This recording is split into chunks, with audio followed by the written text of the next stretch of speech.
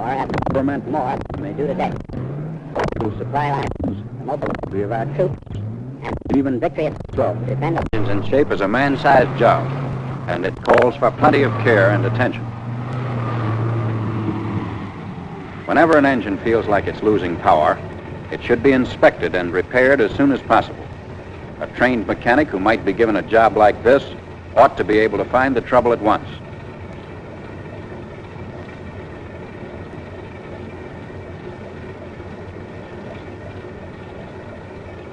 Checking for loss of power begins at the instrument panel. You should allow the engine to run until the operating temperature and the oil pressure show normal as specified in the maintenance manuals.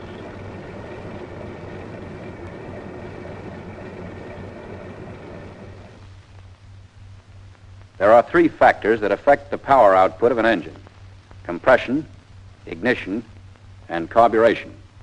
Each one of these factors has a distinct effect on the inlet manifold vacuum and can be localized with a vacuum gauge. To check the vacuum of an engine, you simply connect this gauge to the intake manifold. Usually you can take off the windshield wiper hose and connect it there.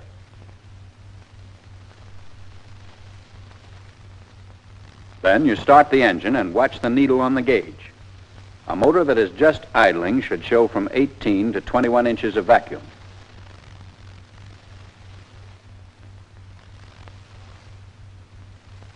When the gauge pointer drops like this, it shows that one or more of the engine cylinders is receiving air from some source other than the intake manifold. That's generally caused by a valve that doesn't seat properly. It's like this. When a piston moves down on an intake stroke, the intake valve opens and allows air mixed with fuel to come into the cylinder through the intake manifold. If an exhaust valve is burned or stuck so that it doesn't seat properly, it allows the piston to draw air by it, and that reduces the amount of air drawn through the intake manifold, causing the needle on the vacuum gauge to drop. Whenever the vacuum gauge begins to react like this, you can be sure the engine is losing power. Now all you've got to do is make a compression test and find out which cylinder is causing the trouble. You use a compression gauge for this test. First, take the spark plugs out and look them over. They can help you find any cylinders that are on the blink.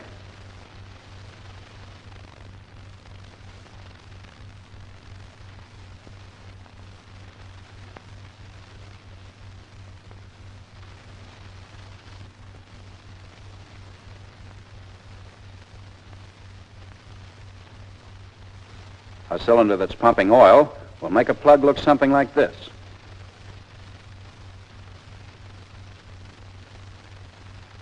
Then again, a plug like this usually means you've got low compression caused by leaking valves or bad rings.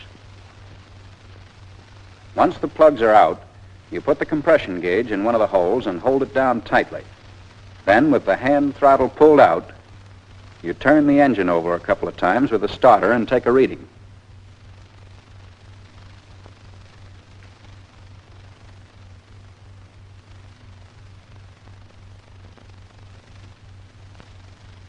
At ordinary cranking speed, the pressure in the different holes should not vary by more than 10 pounds and should be close to the amount of pressure specified for the engine.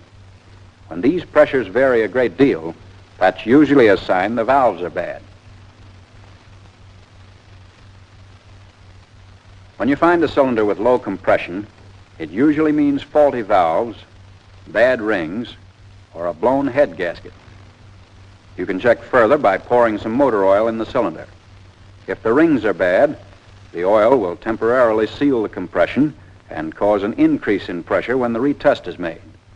On the other hand, if the pressure doesn't go up, it means that the valves or head gasket are bad. Going on with the test, if you find the pressures of the two cylinders next to one another are equally low, that means there's a blown head gasket between them.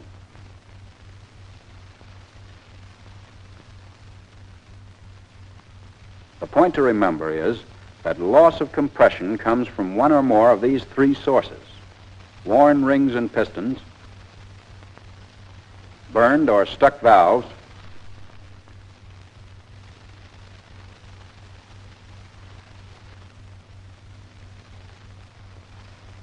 or a blown head gasket.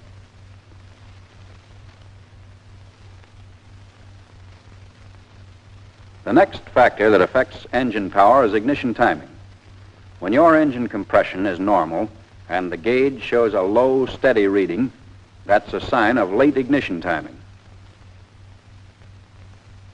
To check the ignition timing, you take a timing light and connect it to the high voltage lead and to the number 1 spark plug. Then you put the light in front of the opening in the flywheel housing. With the engine idling slowly, watch the opening.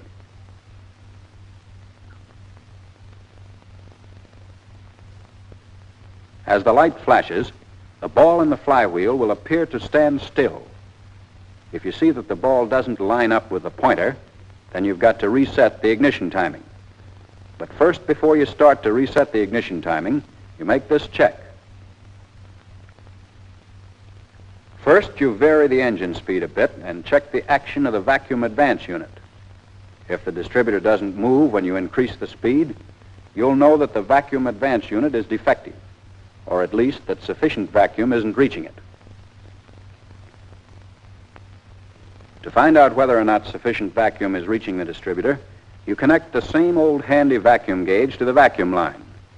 First, of course, you disconnect the line from the distributor.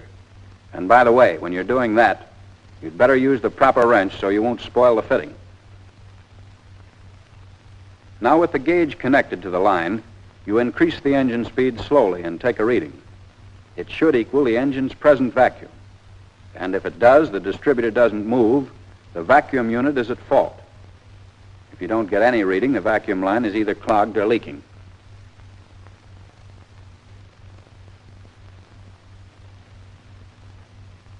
The next step is to see that the mechanical advance is operating. You should be able to turn the rotor in the advance direction like this. Now, when you release the rotor, it should spring back to its original position.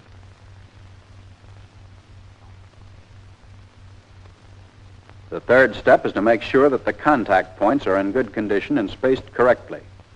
You can always find the correct specifications for breaker contact gap in the maintenance manual.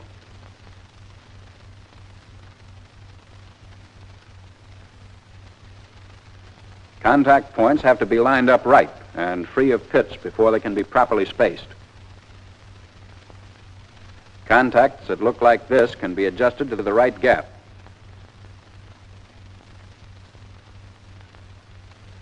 But contacts that don't line up properly wear like this and make it impossible to get the right adjustment. When the contacts show too much wear, they should be replaced.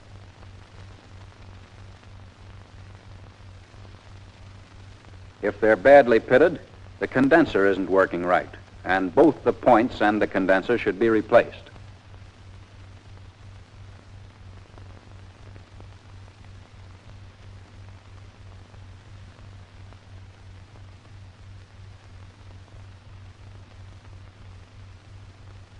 Before you start to adjust the contacts, the rubbing block on the movable point must rest on the highest point of one of the cam lobes.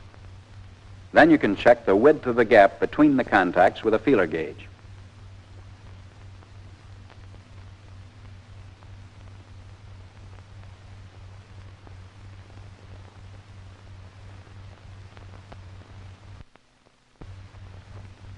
After taking these precautionary measures, you can reset the ignition timing.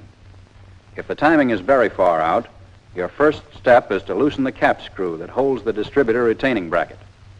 The bracket plate, as you can see, is calibrated in degrees to provide a guide for retarding or advancing the timing. To get the most out of an engine, the timing is set to compensate for the various grades of gasoline. Sometimes it'll be necessary to retard the timing to prevent fuel knocks. Now you place the bracket in its normal position with the center calibration mark lined up with the mark on the block and lock it tightly.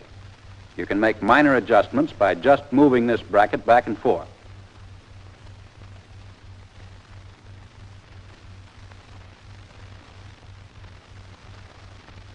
Okay, the next step is to loosen the screw holding the distributor in the bracket. Then, holding the distributor body in its present position, you start the engine.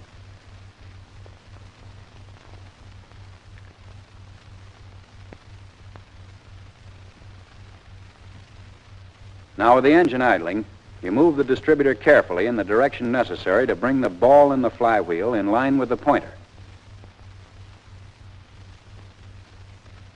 When the ball lines up with the pointer, the timing is set according to specifications.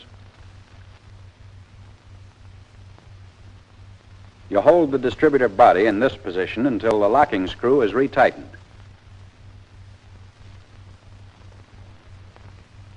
Once the timing is set right, the vacuum gauge should show a normal reading.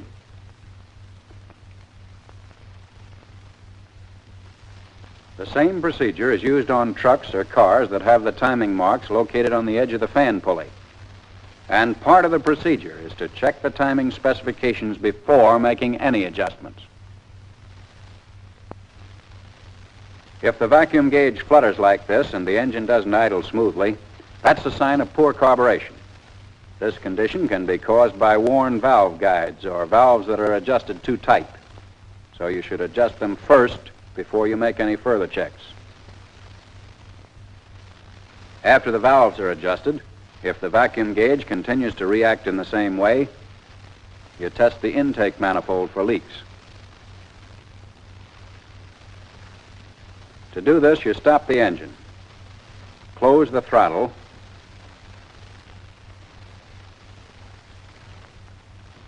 and step on the starter. If the gauge reading doesn't rise rapidly to at least 15 inches, there's definitely a leak in the intake manifold.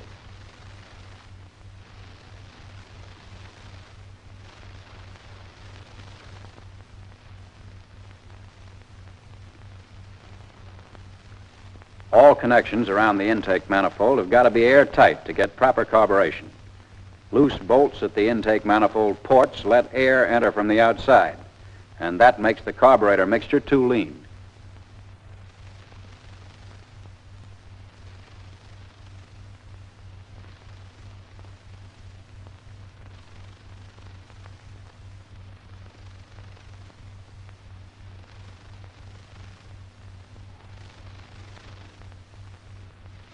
After tightening these manifold bolts, you ought to make a recheck. If there are no leaks in the intake manifold, the needle will rise to normal rapidly when the engine is turned over. On the other hand, if the gauge reading doesn't rise to normal, you've probably got a cracked manifold or a burned heat riser. If it's a heat riser, you'll get exhaust gases in the intake manifold and ruin your mixture. After you're sure there are no air leaks in the intake manifold, you can start the motor and leave it idling.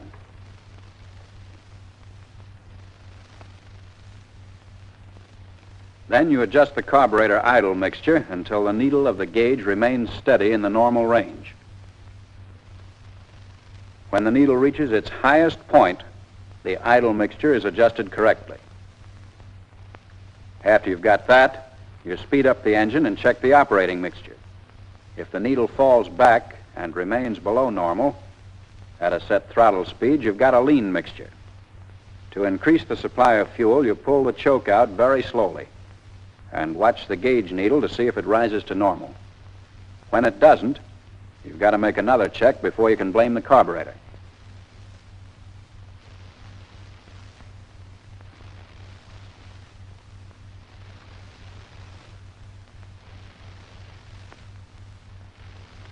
You disconnect the fuel line at the carburetor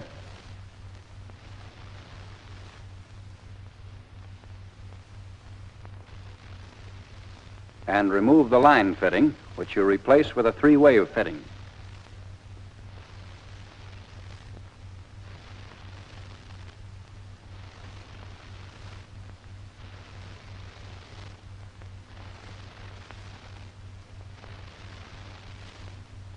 Then you connect the fuel line to this fitting. After you've done that, you connect the same gauge and start the engine.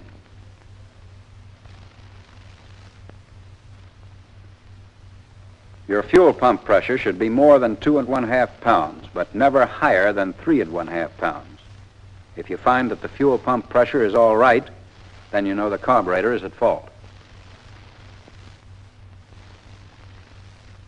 If you keep these points in mind whenever you're troubleshooting an engine for lack of power, you'll do all right. First, you check the engine temperature and the oil pressure. Then you use the vacuum gauge to localize the trouble. The other thing to remember is this. There are 3 factors that cause loss of power. First, compression. Second, ignition. And third, carburation.